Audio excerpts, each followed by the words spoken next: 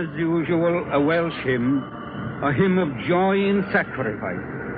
In that spirit, we carry on, ere aids or no, and for long as this war lasts, these furnaces shall never go cold. We'll keep them as warm as the voices of those boys singing, and as warm as the greeting from Wales I now send to you. To our boys in the air, on sea, and on land, to the people in battered cities and towns throughout Britain, to our fellow workers in the mines, in the factories and the fields, aye, and to the women, God bless them, whose courage is our pride, to you all, a Welsh greeting. Nadolig Llawen, a bendit Diw, a happy Christmas, and God be with you.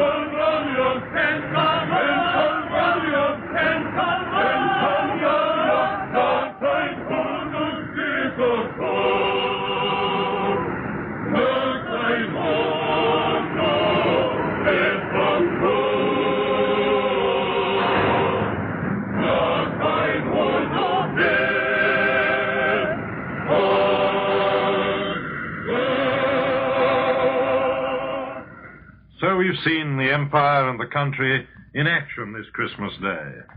Underneath it all, we've felt that spirit of companionship and neighborliness which must be the foundation of the world of peace.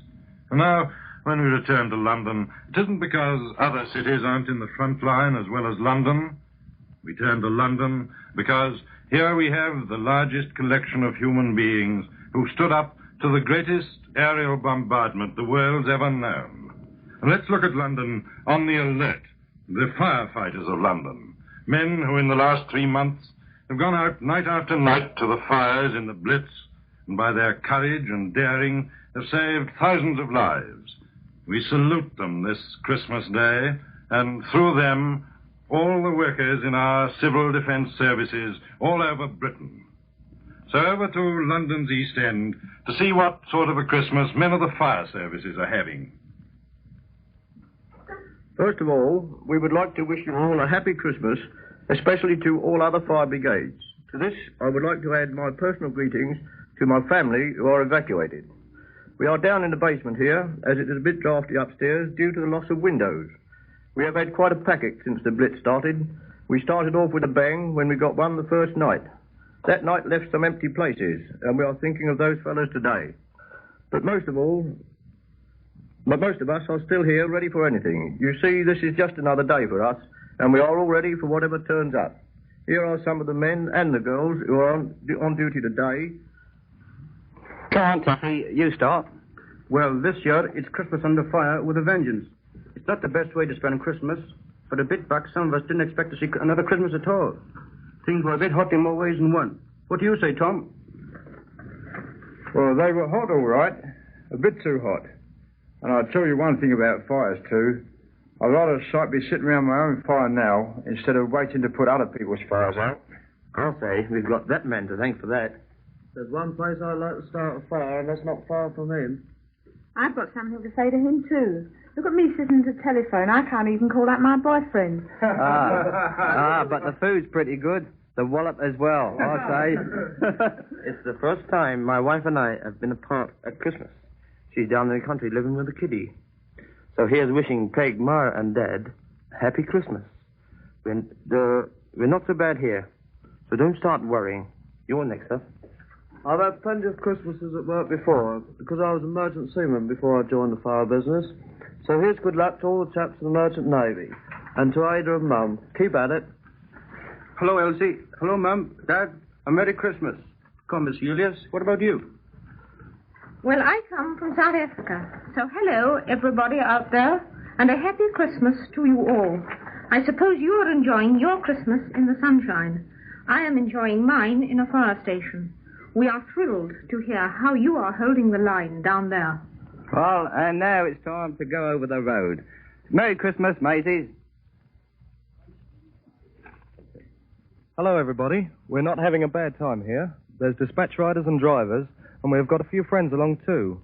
We've covered all the walls with streamers, and they'll come in handy soon for the victory parade.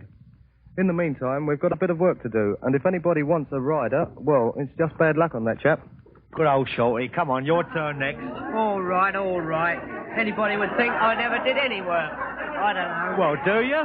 Yeah, Quiet your beast. Come on, Brownie. What about saying hello to that brother of yours in Palestine? Sure, it's not a bad idea. If Driver Brown's listening, here's wishing him good luck and all the rest of the chaps there also. Now, quiet a moment, lads. The dispatch rider's wanted over 28 immediately. Not an MP. Come on, Shorty. Come on, Shorty. Come on. Oh, well, what about someone else? They've always got me on. Like the citizens of many of our towns this Christmas, Londoners have been forced to adapt their lives to war conditions. Many of them have lost their homes, although they go on with their work uninterrupted. But the vast majority, nearly 90% of them, go on living and sleeping in their own houses. But a great many Londoners do have to spend their nights in shelters. And it's no joke, this shelter life at any time, with its hardship and strain, the lack of privacy, not having your own things around you. But its grimness seems to strike us even more at Christmas. Christmas in the shelter, driven underground. What a paradox it seems. Of course, the people who shelter are making the best of it. We make the best of everything at Christmas. You can't kill the spirit of Christmas, even in these gloomy modern catacombs. Even there, it shines like a star. Well, let's go over to one of London's communal shelters and see how the shelter marshal and his people are preparing for Christmas night below ground.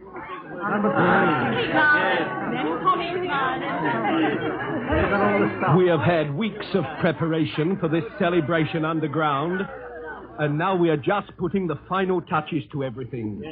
Of course, the bulk of our people aren't down yet, except a few of the very early ones. But all the same, it's an animated scene. Can I have some sort of coat and a wardrobe, Mr. Sangster? Oh, later, please, Mr. Daly. He's broadcasting. Well, my own's been bombed out. In between the sand-bagged partitions, the wooden bunks, one above the other, are decorated with flags and streamers. And across the arched roof, our guests have hung great festoons of coloured paper. Who won the prize, Mr. Sangster? Oh, time enough for that, Mrs. Hill. That's a competition in decorations we've had between the sections. I'm announcing that at the concert tonight. We left the decoration of the place to them, and a very good job they've made of it.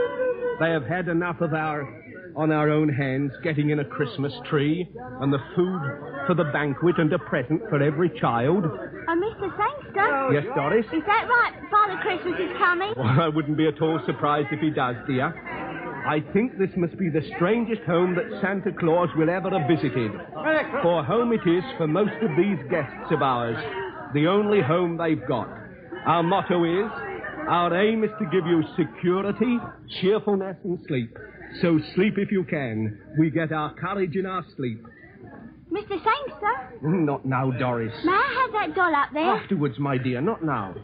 And now I'm going to turn you over to the sister, who will be able to tell you some of the details of the banquet. Now, sister, it's your turn.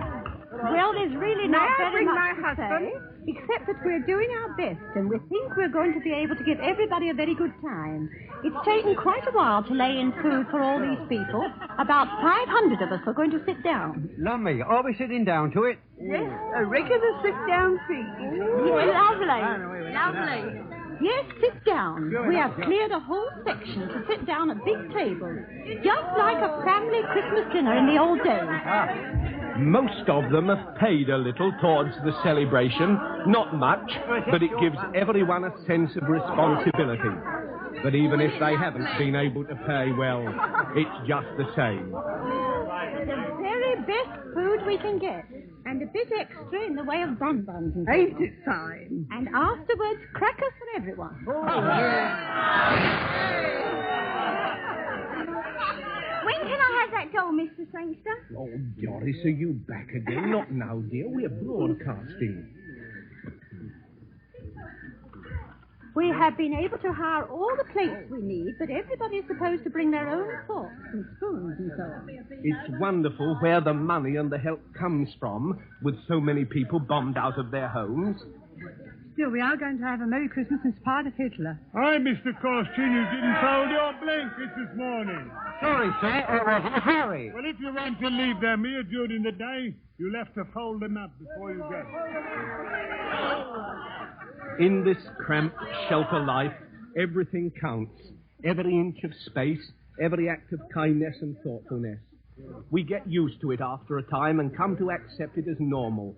But we must never forget that it is not normal. It is the direct opposite of the home life that the war has taken away from so many of us.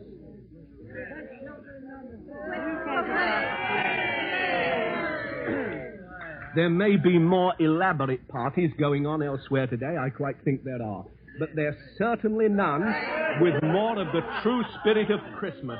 More cheerfulness, more friendliness, more neighborliness and determination to make the best of things. And so, from this underground shelter, we Londoners send our greetings to you who are listening all over the world, to our friends, to our empire, and to our king. Merry Christmas! Merry Christmas!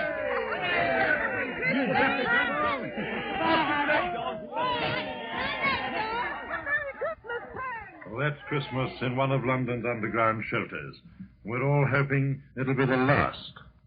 And now, for our final picture, we go to one of London's homes. Just an ordinary home, this. It's one of a row in a suburban street with both a number and a name. Today, it's not quite as ordinary as it was a few months ago.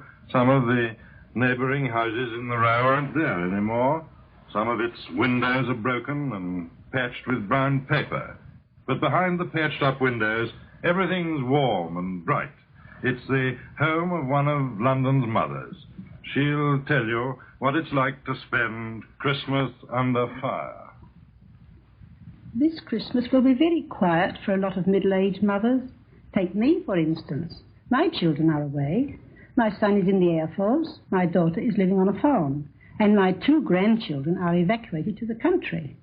We always used to spend Christmas together, but we have parted this year for the first time. And it's bound to be a bit lonely, you know.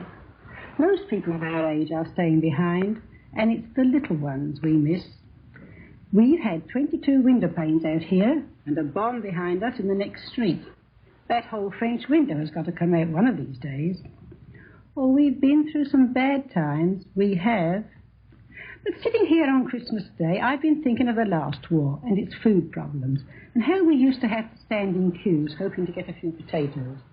I went through all that with 3 little children. I lost one of them. It's a horrible thing, is war, but you know, in a way, it has its compensations. It's made us realize how good and kind most people are, and that's a great comfort in the middle of all this anxiety. We've all got our ration books. There are no favours asked or given. There's a feeling of fairness and goodwill which keeps people cheerful. An invitation to share that tea ration over a friendly chat is such a good way of helping the lonely ones round about us. One morning, after a heavy air raid, I saw a woman standing at her gate looking at the destruction all around her. I stopped and made a remark about it, and the terrible experience she must have had. Then she said, "I've seen you in this road for years." "Yes," I said, "and it's taken a bomb to make us speak." I went on to the stationer, who said, "Don't say you've come to tell me you're going away. That's all I've heard this morning from my customers." Well, I'm not going away, and in spite of all we've been through, I'm thankful for a great deal. When peace comes along at last, we've all got to see that this spirit of neighbourliness and sympathy is carried on and not forgotten. And now, on behalf of all the men and women of the Empire, and all who are listening on this Christmas Day, it is my great privilege to offer our greetings to their Majesties, our King and Queen. From the bottom of our hearts, God bless them both. That heartfelt greeting to our King and the royal family from one of the bombed homes of London is echoed throughout the world in the hearts and homes of our friends and kinsmen. They're waiting, as we are in their homes, to listen to the voice of His Majesty the King.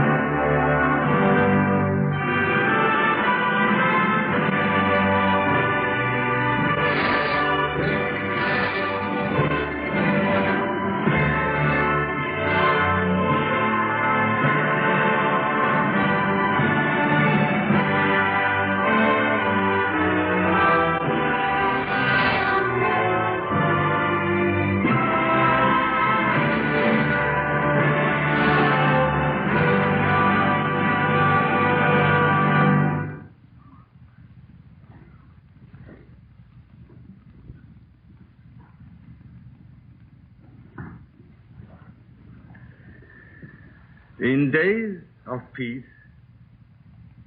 the feast of Christmas is a time when we all gather together in our homes, the young and old, to enjoy the happy festivity and goodwill which the Christmas message brings. It is, above all, Children's Day, and I am sure that we shall all do our best to make it a happy one for them, wherever they may be. War brings, among other sorrows, the sadness of separation. There are many in the forces away from their homes today, and because they must stand ready and alert to resist the invader, should he dare to come, or because they are guarding the dark seas, or pursuing the beaten foe in the Libyan desert. Many family circles are broken. Children from English homes are today in Canada, Australia, New Zealand, and South Africa. For not only has the manhood of the whole British Commonwealth rallied once more to the aid of the mother country in her hour of need, but the peoples of the empire have eagerly thrown open the doors of their homes to our children, so that they may be spared from the strain and danger of modern war. And in the United States also, where we find so many generous, loyal friends and organizations to give us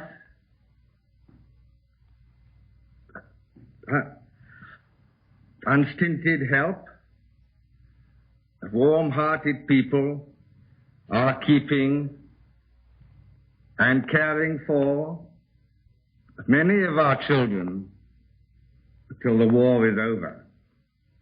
But how many more children are there here who have been moved from their homes to safer quarters? To all of them, at home and abroad, who are separated from their fathers and mothers, to their kind friends and hosts, and to all who love them, and to parents who will be lonely without them. From all in our dear island, I wish every happiness that Christmas can bring. May the new year carry us towards victory and to happier Christmas days when everyone will be at home together in the years to come. To the older people here and throughout the world, I would say, in the last great war, the flower of our youth was destroyed, and the rest of the people saw but little of the battle. This time, We are all in the front line and the danger together. And I know that the older among us are proud that it should be so. Remember this. If war brings its separations, it brings a new unity also. A unity which comes from common perils and common sufferings are willingly shared. To be good comrades and good neighbors in trouble is one of the finest opportunities of the civilian population. And by facing hardships and discomfort cheerfully and resolutely, not only do they do their own duty, but they play their part in helping the fighting services to win the war. Time and again, during these last few months, I have seen for myself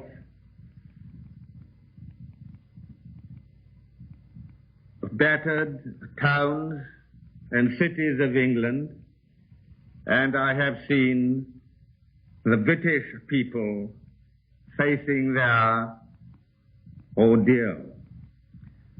I can say to them all that they may be justly proud of their race and nation.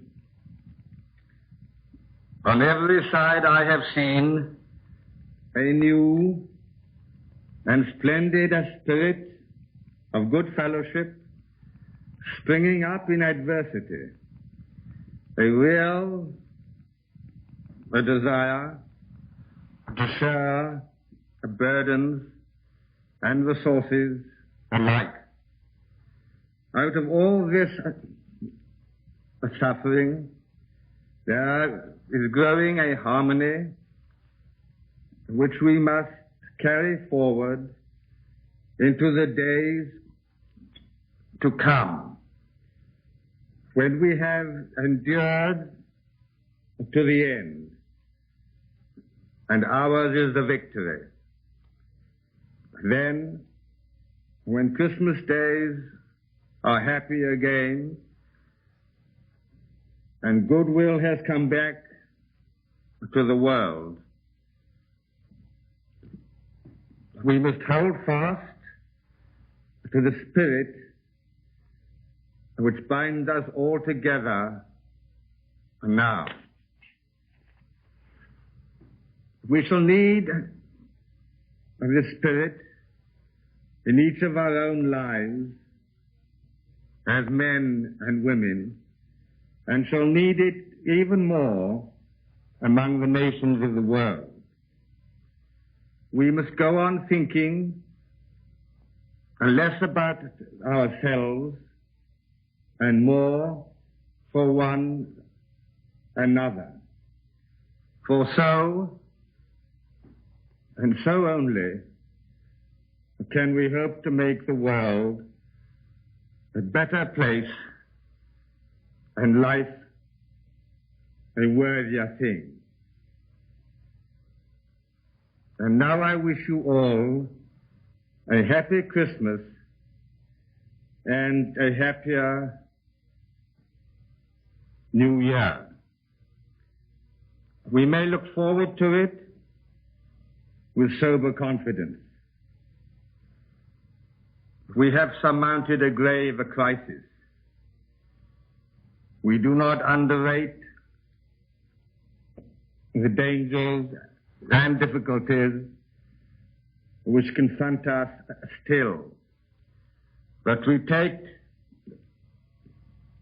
courage and comfort from the successes which our fighting men and their allies have won at heavy odds by land and air and sea.